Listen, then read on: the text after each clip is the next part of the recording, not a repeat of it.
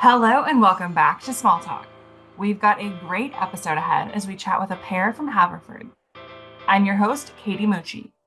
Each week on this show, we highlight the past and present of Division III, with both current and former student athletes joining to talk about their experiences, their favorite on-campus spots, the craziest road trip stories, and more. This week, we're chatting with Harry Genth, a current member of the baseball team, alongside a former member and Big Ten commissioner, Tony Pettiti. The two talk about why they chose Haverford, the program's Major League Alumni Network, what their student-athlete experience meant to them, and more. Thanks for joining this week. Now it's time for some small talk.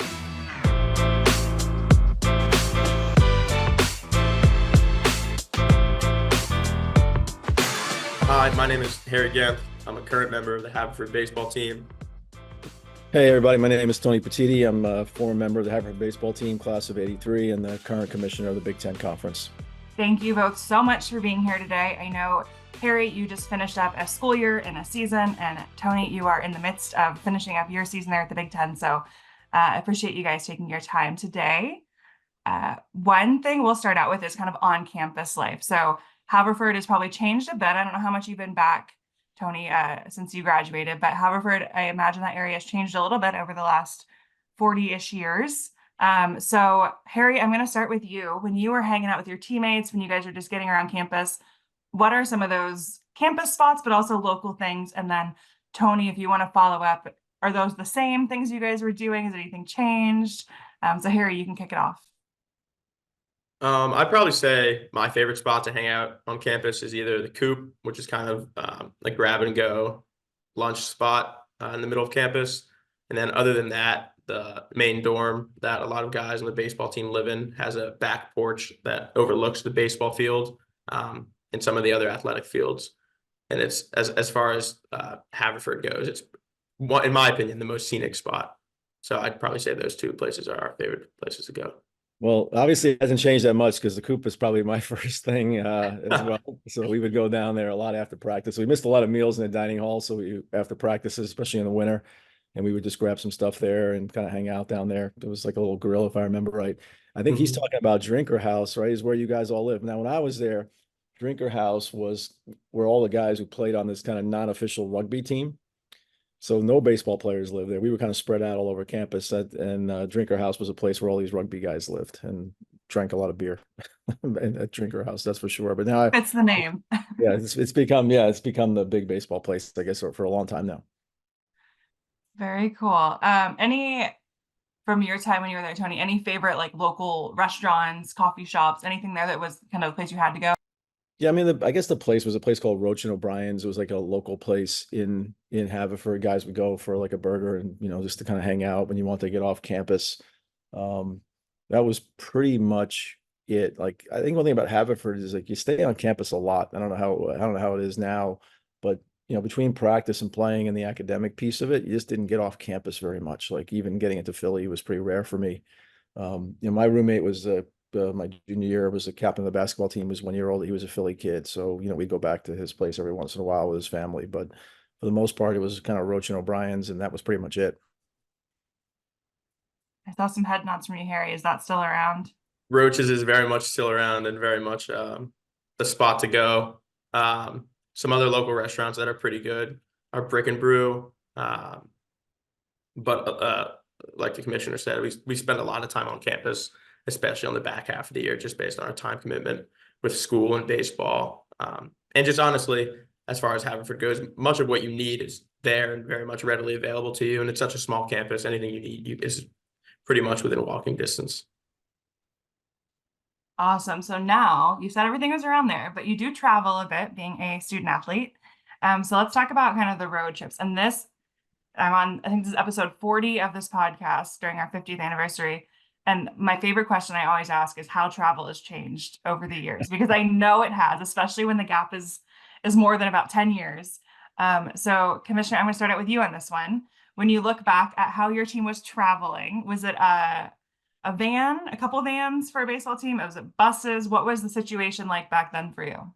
Yeah, it was definitely van and buses, other than the Florida trip in the spring where we fly down. But everybody, all the games we played during the course of the season. I think the one difference was we played a lot of Division I schools back then. So we would play Villanova and St. Joe's, and we'd open our season every year against Penn. So, the longer trips, bus, smaller trips, vans. And then the best thing about the road trips, I would say, like in the Florida trip, I think our meal money was $11 a day. I think they would feed us lunch at the ballpark, and the rest of the time we made do with the $11 to get through breakfast and dinner, which pretty much threw us into McDonald's pretty much every night. Were your coaches driving those vans, or who was at the Players, wheel? coaches, Players. the freshmen. I think there were 3 freshmen that made the trip my freshman year, and we did the laundry also for the rest of the team. Like they would drop off these mesh bags with like pin numbers on them, and guys would pile them in front of the room you were staying in, and they'd pile up, and we get in a van and we drive to some laundromat and go find a bunch of quarters, and we do everybody's laundry, and then we bring it back. So that was, that was for the first year. So it was it was pretty hands-on experience. You were doing everything. Sometimes you drove, sometimes you did a lot of laundry your first year. You kind of, we were across, but it was all bus and van for the most part, with a combination of guys driving. But it was just kind of, you didn't even think about it. That's kind of what it was. Yeah, it seems like that's kind of the norm of the other interviews. Was there anybody, player or coach, that you were like, you know what, I don't want to be in that car. I don't want them at the wheel today. I just needed, like, I would catch both ends of doubleheaders. So I just needed a place where I could stretch my legs in the middle seat as long as possible so I wouldn't cramp up. So that's all I cared about. So I wanted to get to a place what I cared about was getting in the right seat more than anything else. That's fair. Harry, obviously probably a bit different experience for you, I imagine, but maybe not. Let me know. I'm glad to hear that not much has changed. So when we go down to Florida, the freshman laundry gauntlet is very much still alive. I'd say the only real upgrade is now the hotel we stay in has laundry machines, but you get to know every state's quarter pretty well because you're just shoveling those things into the machines for the better part of the day. But yeah, we'll take charter buses to most games, which I'm sure is maybe a little bit of an upgrade off of what Mr. Pettiti had. But again, we'll also fly down to Florida, and it's a good time. There definitely are, I think, there's an unspoken list of coaches and players that you do not want behind the wheel. But we have like a van certification test and things of that nature that hopefully will filter out those who shouldn't be allowed to drive their teammates. Yeah, I can imagine. Just knowing how some college guys drive, I'd be a little scared, especially with a big car. A little scary. I wouldn't trust myself to drive Yeah. any of my teammates. So I'm similar to the commissioner. I'm trying to pick a good spot and hunker down. At least you're self-aware. Now let's talk about academics and talk about Haverford. So first, I'm going to ask you, when you were, getting out of high school looking for colleges, obviously, I'm sure baseball played a role into what school you chose, where you could play where you wanted to play. But looking back, what was maybe the deciding factor to choose Haverford? And Harry, I'll have you start, and Commissioner, you can follow. I think I had a pretty unique experience given that much of kind of my college search was during COVID. So it was pretty difficult to get a real sense of what a day in life on campus looked like, what kind of the typical students look like in an academic setting, just because we were home. So sort of much of my fact finding effectively was talking to coaches and talking to former players. And in that process, something I was really trying to hit on was talking to guys who had recently been in the program. And in most places, if I talked to 6 people who played on the baseball team, they'd have 5 of them would have good things to say about the coach, but there'd be one that would say something along the lines of, yeah, like I had a great time, and that's natural. That's just kind of every college is going to be better and worse for different kinds of people. But during my experience talking to Haverford kids, it almost felt like Coach B, our coach, had to be paying off his alumni because everyone had just fantastic things to say about him, say about the program, say about their experience at the school outside of baseball. So that was what was most stark to me. And then also just at a liberal arts school, kind of the opportunity to take a lot of different classes that you might not necessarily take at a school where right off the bat coming in, you have a very kind of focused academic curriculum on one specific topic, which certainly has its benefits, but I've felt like I've really reaped the rewards of being forced to be in somewhat uncomfortable positions academically, taking classes that I otherwise wouldn't have.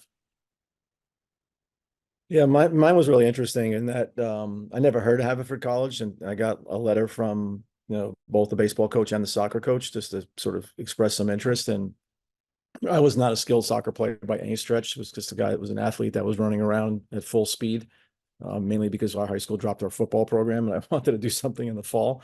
So when I got it, I just kind of dismissed it. Actually, the first correspondence I got, I guess I actually remember throwing away and not even talking to anybody about it. But then they kind of followed up, and I spoke to our baseball coach. One of the two coaches was the assistant headmaster, and when he saw the interest from Haverford, he said, "This could be a great place for you."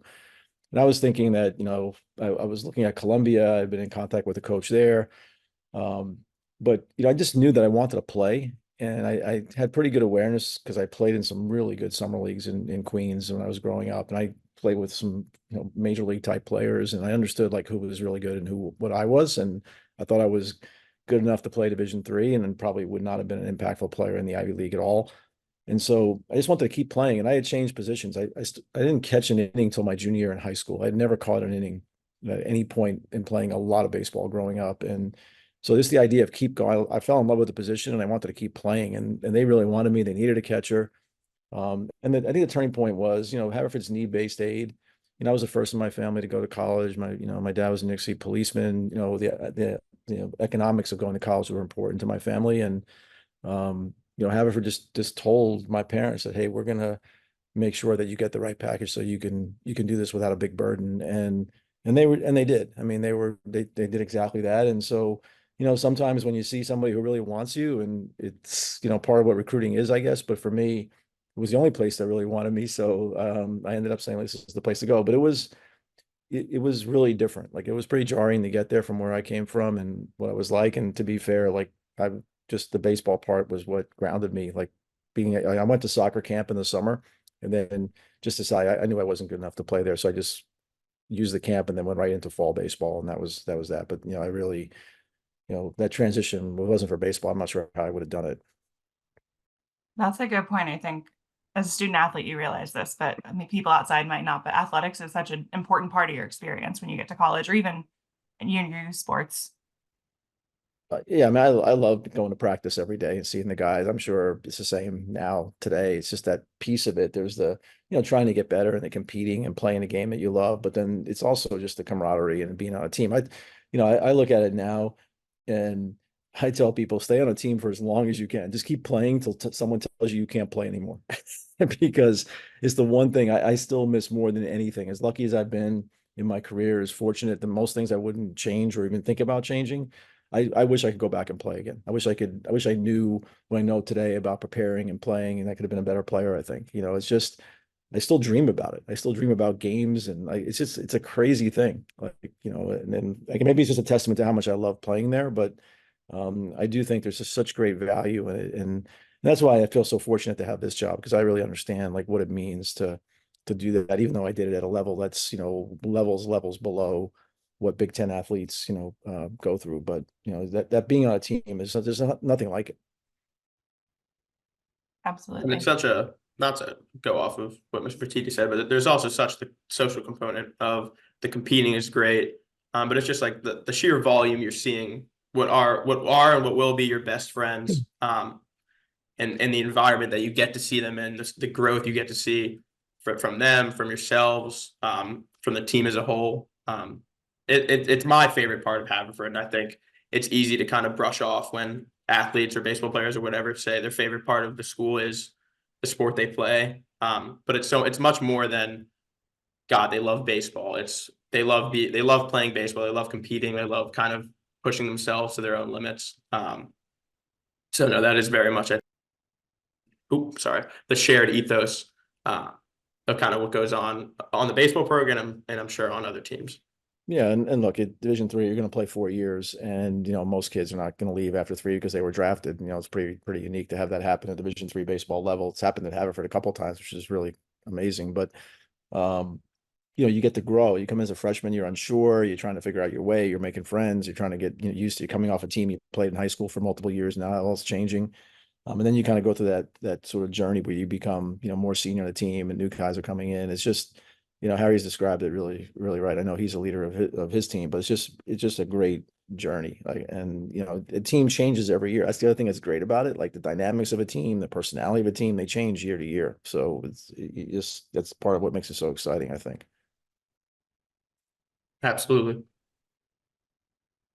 So thinking about Haverford, you guys both came there for baseball, both played baseball there. There is quite a bit of a tradition, though, it seems, to continue that involvement with baseball after graduating. As I was doing my research for this, I found a page on the Haverford website about alumni working in Major League Baseball. And Commissioner, I know you're obviously the Big Ten now, but you spent a good bit of time with Major League Baseball, MLB Network.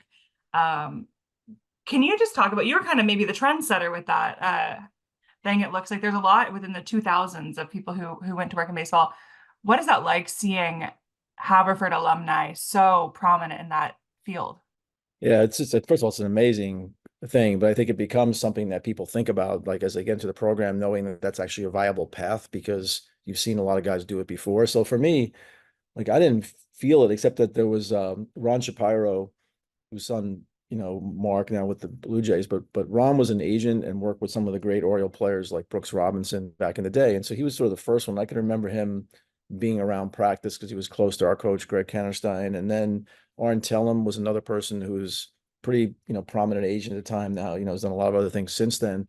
But he was another Haverford grad. And I think the athletic, the weight room is named after him there at Haverford in the new athletic facility, which I guess isn't that new anymore, but still seems new to me.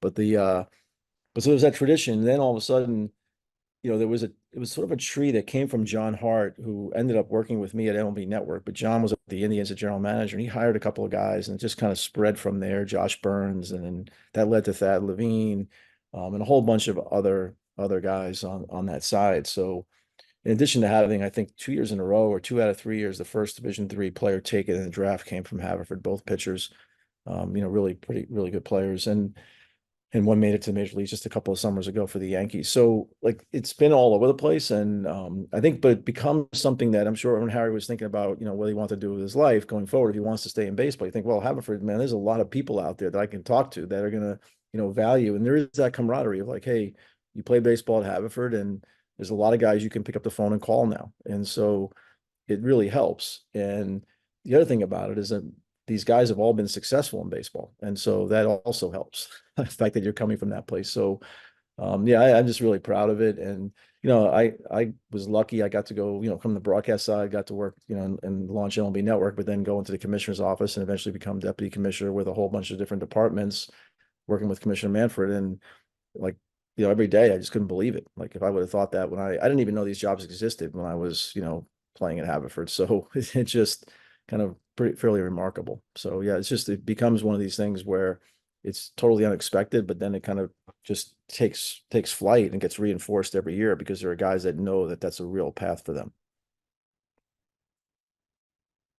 I think on my end, it's frankly remarkable. I was talking to Katie before you joined the Zoom, and I lucked into it, and I think there are definitely a proportion of the team that comes in sort of knowing about that asset and sort of how frankly incredible it is.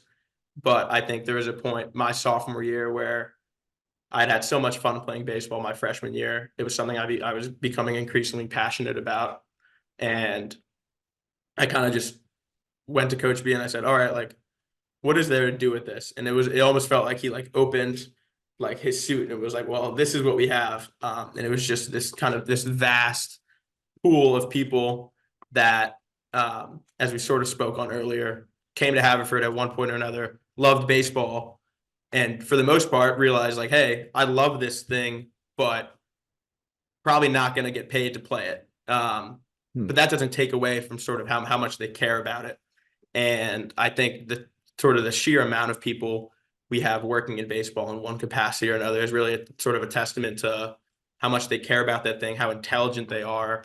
And then also just because there's so many Haverford people, how much they all valued their time at Haverford, and sort of understood what being on the baseball team at Haverford or just going to Haverford, means in the world of sort of how you think and look at baseball as a sport, as a business, whatever it may be.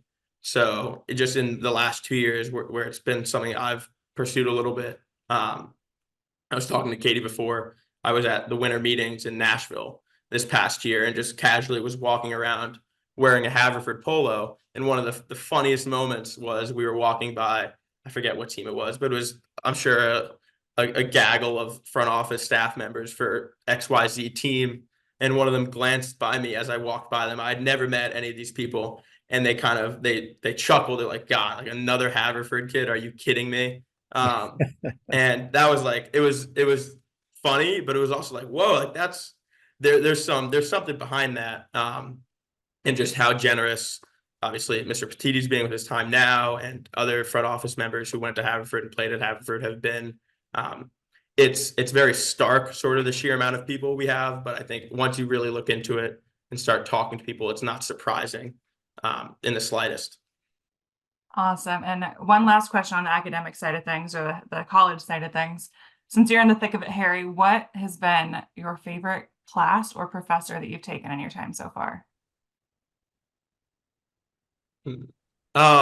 So I mentioned it earlier, but given the nature of how the credit and curriculum is based at Haverford and just the kind of the general liberal arts setting, you have to take classes that are outside your major and you otherwise really wouldn't.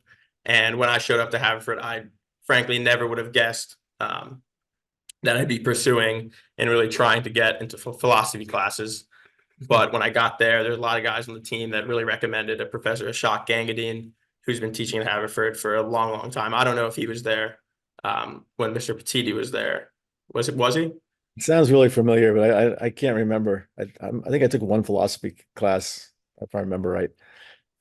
But that's a very Well, Haverford thing to take classes like yeah, exactly. But much of his class is sort of based on mentality and sort of just your perceptions and everything that goes into that. So I've enjoyed that class. A lot of guys on the team have taken that class, and I think you'll be hard pressed to find somebody at Haverford who graduates without taking a philosophy class of his. And I don't know what the numbers are, um, but I don't think a huge amount of Haverford students are philosophy majors.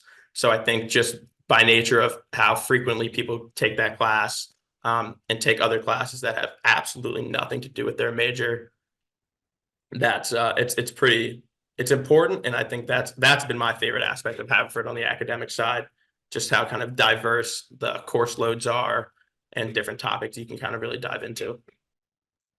I mean, one thing also is, the uniqueness of the honor code there. Like it's a really different thing. Like, you don't hear about it much, but it's all self-scheduled exams. At least when I was there, self-scheduled exams. You can be, roommates. I'm sure all the baseball guys are in a lot of the same classes. You could be taking finals on different days, different times. There's a lot they put a lot of responsibility on the students to do the right thing, at a pretty young age. And I think it works really well. And it's a huge advantage because you can manage your time appropriately and decide when you want to take an exam and all that. For me, I was an econ major, but I took enough classes. I probably could have been a double major in history because I really loved history more probably. And there was one professor, his name was Roger Lane, who was around a lot, was a long-term Haverford professor, but he came to all the sporting events. He was at soccer games. He came to a ton of baseball games. And that was the other thing about the sense of the place, because it's so small. Like, you do see a lot of that where you see professors at games and, people are, they're fans, they know the kids, they want to go watch you play, they know what you do, because it is so small, and some of the class sizes are really small once you get past the first year. And to that point, because of how frankly tiny it is. It doesn't feel like different aspects of the school are compartmentalized and are operating totally independently of each other. I can go to a class, go to TA hours with teachers and teaching assistants, and they'll be asking how games went, and then we'll have faculty, staff, academic liaisons who are kind of intertwined with the athletics department. So you'll go to Coach B's office, and I'll walk in there, and I'll have to wait outside because he's talking to a professor who's just kind of involved in athletics in one capacity or another. So that nature of how it's not like, okay, I have to switch something off in my brain, and now I have to operate in the athletic sphere, and now I have to go operate in the social sphere, and now I have to operate in the academic sphere. It's very much all under the same roof. And that just makes for kind of much more real and tangible relationships in kind of all phases of your experience there. We just send these clips over to Haverford to use in their next recruiting pitch, I think. Yeah, probably would help. Now let's get to some story time. So the first thing I want to hear is a funny or crazy story, but appropriate for a podcast. So Kamish, I will start out with you on this one. Well, I've got like probably my most embarrassing moment on a baseball field. I could talk about that one. So we were playing Villanova. I think it's probably maybe in my sophomore year. I can't even remember. We had bases loaded. It was at Villanova. I was on second. It was a 3-2 count with 2 outs. And I thought the pitcher, he had been winding up, um, not going from the stretch. So I didn't realize he had stepped back off. So when he made his first like move, I thought he was going to the plate. So I was kind of taking a walking lead with a 3-2 count and 2 outs. And I took those steps towards third base. And all of a sudden, it was like I took the steps, and next thing I knew, I felt like a snap in my chest.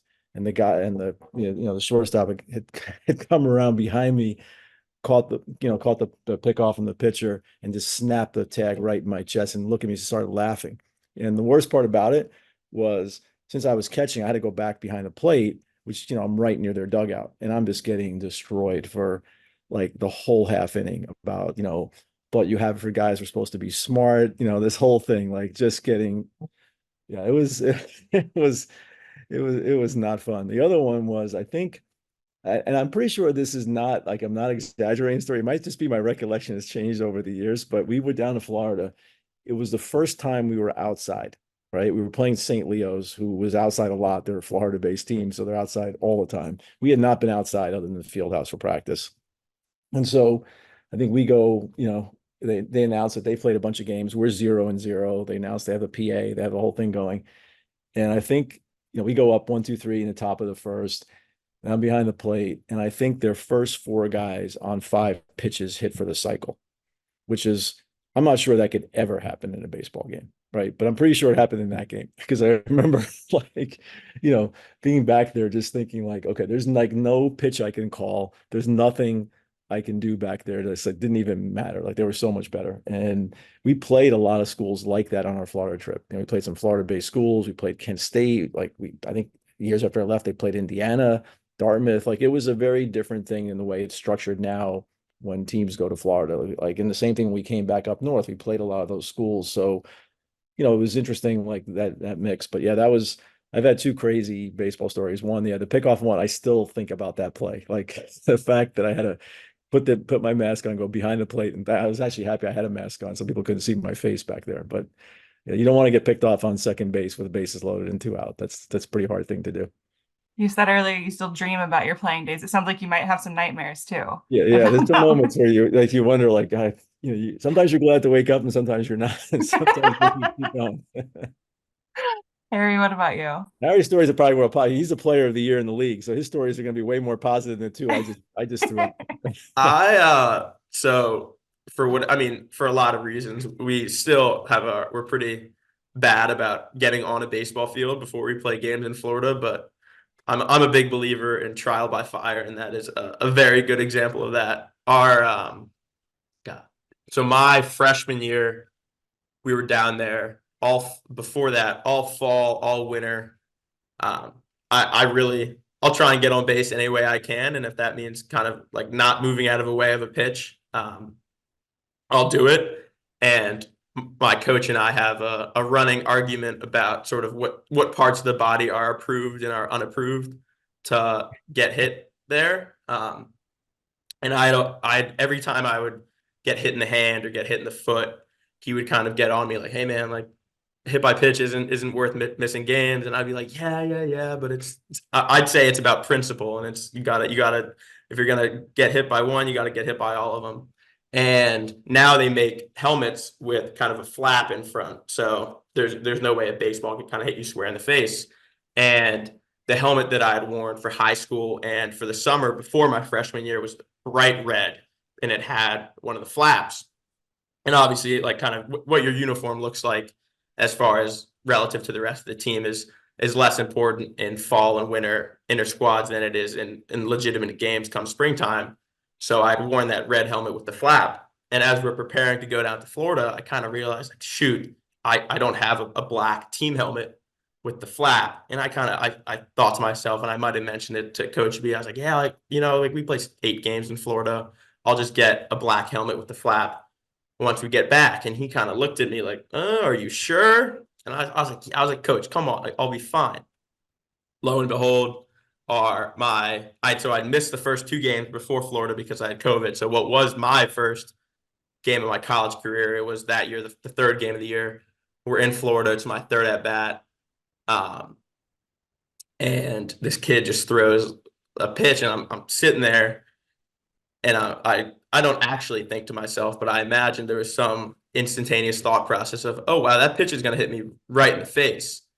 And I was the leadoff batter that inning, and I was like, okay, and I just kind of eat it right off the cheek and start going. And in my head, I'm like, this is awesome. I just got on base, and I started going to first. And as I'm like about halfway down the line, I kind of taste blood in my mouth and go in a crouch. Coach B kind of jogs over, and I just like look up at him like this from a crouch, and his face just drained, like pale white, because I guess my cheek had already swelled up a ton. But I'd say that for me is that was my trial by fire of, oh, maybe Coach B knows a little bit more than I do about this stuff. And I did end up missing a couple games. But it was a very funny moment of as in my entire life, I'd be shocked if there's a moment of a bigger "I told you so" than that. And the next day, I had a outside my hotel room door in Florida, I had a Dick's Sporting Goods box with a helmet with a flap. And the rest is history in regards to wearing pitches off the head. It's funny. I caught the first year at Haverford without a helmet. I caught with a hat. Think about that. That's unreal. I caught a lot of high school games with a hat, and then they sometimes would make it in like they're finally saying like, no, you got to put this little shell. It was like a little shell helmet back. Mhm. Put this helmet back on because you get these long swings back, and they're clipping you in the top of the head. And you're back there going, yeah, That's unbelievable. yeah. When I first started catching, I didn't have a helmet. I had Yeah, I had like one of the dangling, like they had like it was on strings. It was like the old Steve Yeager was the guy who created it. It was just a piece of plastic that hung from your mask to protect your neck. And I think I didn't always use that. And we were playing the game, and I was a guy. I never forget this. Was a guy on second. The guy bounced it like just like to front part of the plate, and I couldn't get down and tuck my chin fast enough, and it hit me right in the throat. So I sort of remember someone yelled "going" or something. So because the ball kind of rolled in front of me, so the guy was breaking. I thought, well, I'm going to throw this guy out because he's like, that's a terrible jump. The ball's right there. I'm just going to.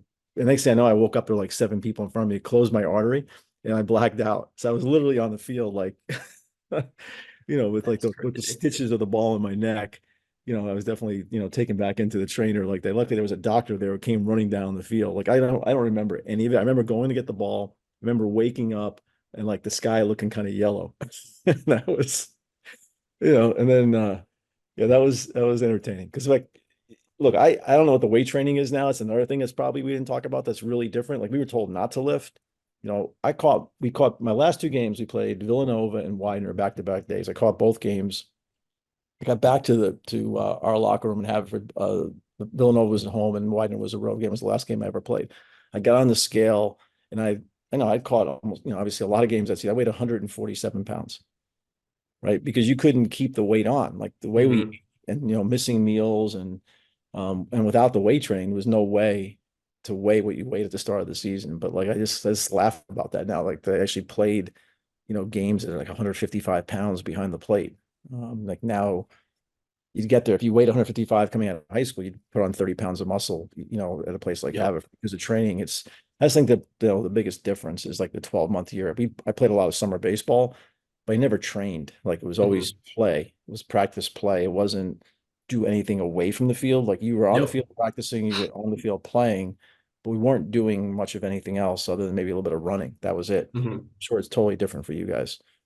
Yeah, I think sort of the preparation component versus playing and being on a field, there's definitely kind of been it's definitely become a balancing act. It's funny you mentioned the weight loss at the catcher position we had. If there was ever a vintage performance by a catcher, we had that this year. Our catcher Chuck Norton basically caught every single game, which in kind of in today's college baseball scene does not happen, especially with the density of a college baseball season. And I haven't asked him, but he probably lost about 30 pounds. He's the before and after photos would be a sight to see from him this year. Yeah, no, it can easily happen anywhere. All right, so those were funny or crazy or traumatizing, it sounds like maybe memories. But now I just want to hear your favorite memory. So something that when you look at your time playing for Haverford that you look back at fondly. So we'll go the opposite direction this time. Harry, you can start. I think my favorite memory sophomore year. So freshman year, it was our first year back after not playing as a program, not playing for 2 years. With us and Muhlenberg didn't play for 2 years due to the COVID pandemic. And freshman year, we were kind of right on the verge of making the playoffs, but right at the end of the year, we kind of in a heartbreaking fashion didn't win a game and were unable to make the playoffs. And then, so my sophomore year, they had expanded in the Centennial Conference. They expanded the playoffs to have a 4-5 play-in game, which effectively whoever wins that one game becomes the 4 seed for the conference tournament. And we were playing Swarthmore at Swarthmore. My freshman year, we hadn't beaten them. We had lost both games to them. And then sophomore year, to that point, we'd beaten them twice.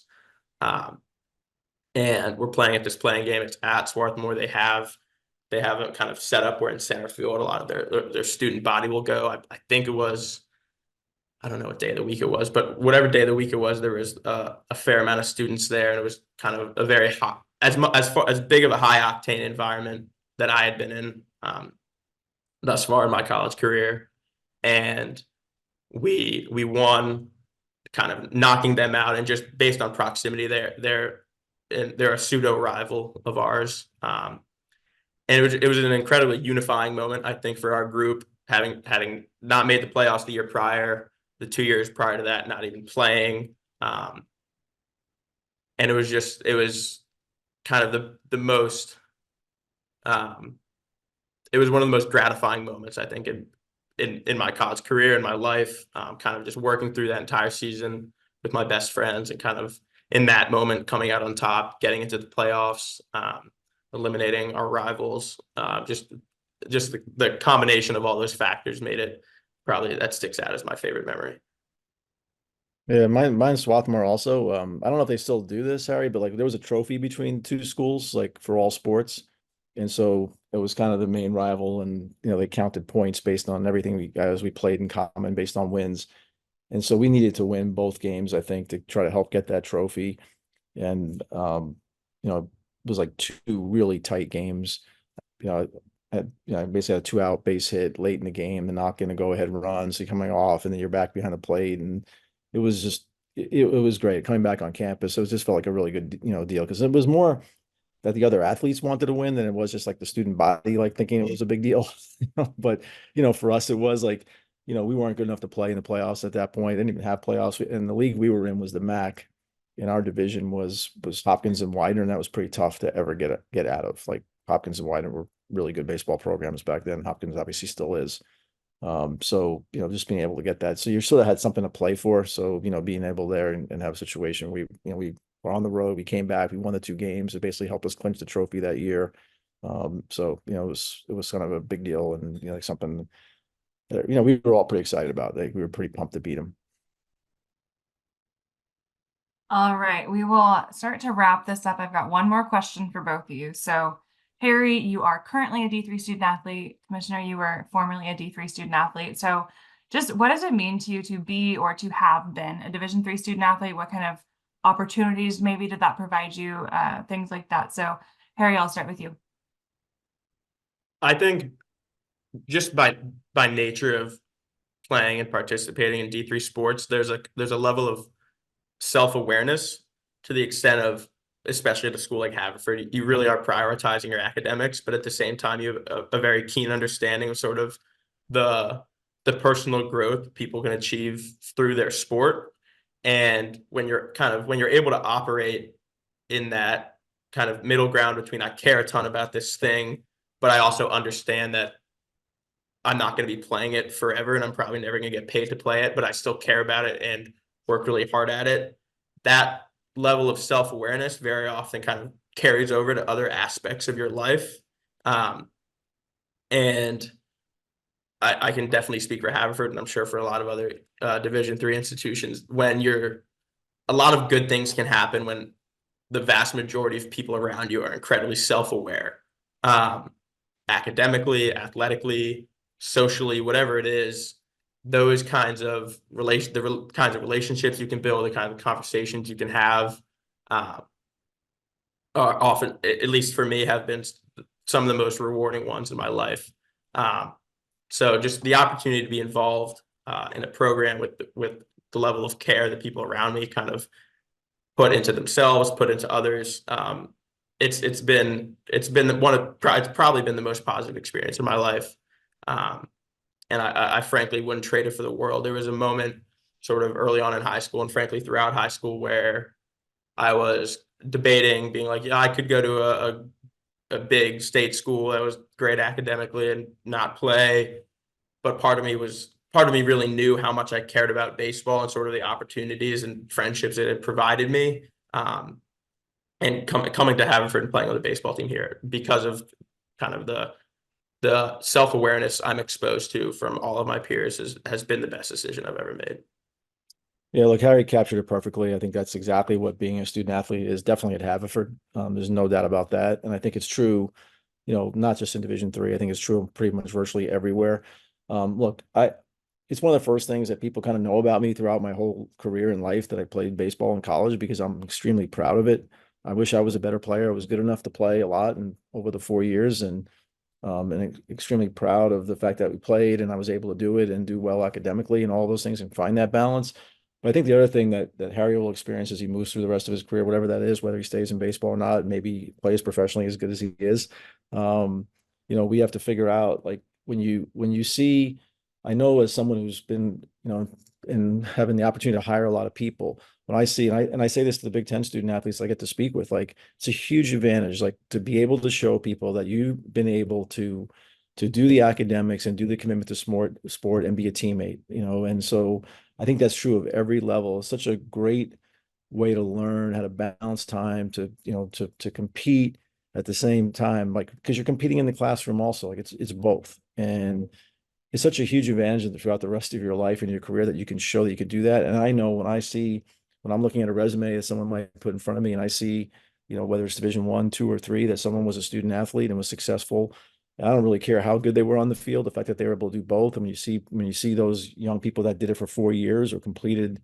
stayed on a team the whole time, like, that's just really impressive. And I believe it just gives you a real advantage, because it's a funnel. And if you can show people you're able to do that, I think it's a great predictor of future success. And you can hear just the way, Harry, as a young person, is like, describes what his experience is. It just shows you the preparation he's getting from both, Coach B and his professors. So it's so important, and such a big part of my life that, like I said, the only regret I have is I should go back and play more and play differently. It's not, it's one of the few and probably the only thing about in my life I think that way. And I miss it. And I've been around professional athletes throughout my career, like when at CBS and ABC, and they all say the same thing. It's like, stay on a team as long as you can. There's nothing better. Keep, and I'll just end with that. That's just a remarkable experience. That's the great thing about, the way the NCAA is structured. You can play to your ability across different divisions. And that's the beauty of it, right? You can